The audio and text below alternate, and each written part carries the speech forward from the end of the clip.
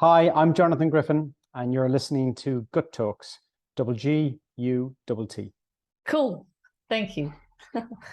You touched on, we were talking about metrics and performance metrics and so on. And then you said something critical, going back to qualitative information is asking a player how you're feeling today. And now with the data you have and matching this with, if you want, the more human aspect and how they're feeling, and other circumstances that can happen in their lives as well, because these are human beings. It's like someone not happy in a company, right, who wants to leave, or I don't know. Is there room for any kind of, probability of lying and saying, I'm not feeling well at all? But is this putting players under more pressure? Yeah, so that's certainly an interesting one. The simple answer is yes. And if you put it in the context that, player may be thinking, I might be getting asked this question, and the answer is going to go straight back to the coach, and I might get dropped, or I'm not going to get selected, or I'm going to get sold. So players live in a stressful world. Football is a stressful place, particularly for players, because there is uncertainty insofar as that you might get sold. That's not particularly pleasant. So having to develop your EQ qualities around that to be able to firstly maintain your own sense of self and whatever, but being able to then integrate into an environment also becomes really important, because you have to be part of a team. You can't be 10 plus 1, it has to be 11.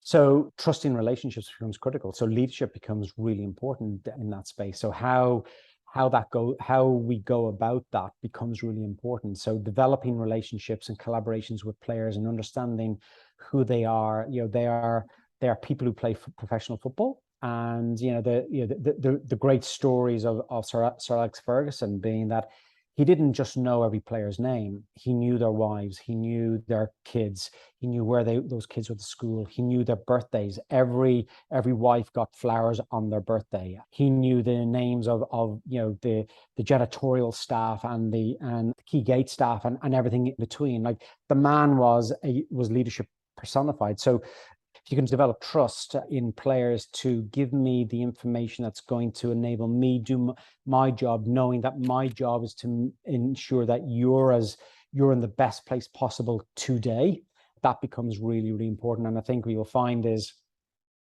I went through issues with this as a young practitioner. You're thinking, that practitioner's not that good. But the fundamental was people trusted that practitioner.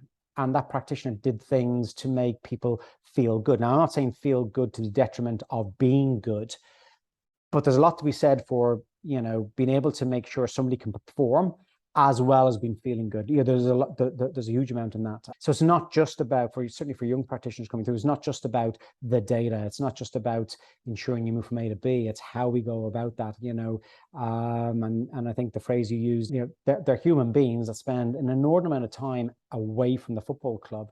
So empathizing with the stress they're under and the fact that they have other lives, yet they come in and they perform at such a phenomenal level on a day-to-day basis, and then have to go out in front of 60, 70, 80, 90,000 people.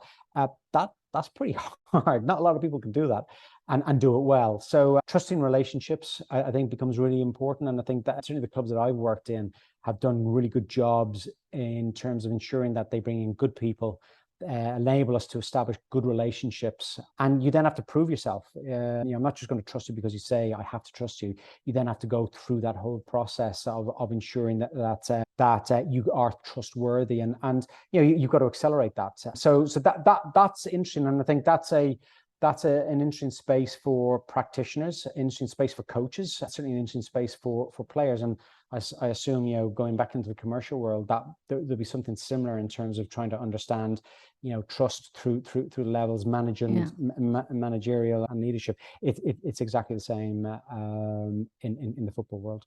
And transparency, I guess, as well, because sometimes you have to say harsh truth. And going back to your example, it's not about what people want to hear. It's what they should hear, what they should know, because this is the only way to, even if it's not always pleasant or nice to hear. But I think transparency is the only thing that can allow relationships to thrive, and an organization as a whole to move forward. Yeah, I agree. I put a caveat on that. I think it's how that's delivered, and again, it's a big learning curve for me as I've moved through my career. Is just telling someone what they need to hear is not always productive.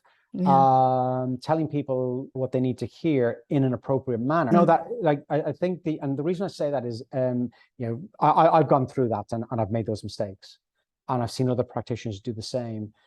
But the context is these are people who play professional football and have many other aspects to their lives. So what we're talking about is it's an important piece to the life, but often it's a small piece. And being empathetic is an important quality. And those great practitioners are that. You can deliver harsh truths in an appropriate manner, and the great coaches do that. That's often a reason why they become great coaches. Is they're able to lead, and great leaders themselves are able to do that sort of thing. They have that quality because of the way they interact with people around them, that people trust them, want to follow them, want to engage with them, want to do what they want to do, what is required or asked of them. So you are right, but I think the EQ piece is a big piece that's missing in the development of certain young practitioners in my world. And I spend a bit of time in the commercial world. People always come to sport going, how do you get, what do you guys do and stuff? And EQ is important in that space. And particularly executive coaches are now pretty ubiquitous, and I see the value in them. I've engaged with them myself, and you're seeing a lot of these sort of leadership courses out there, and EQ is a big piece of that now.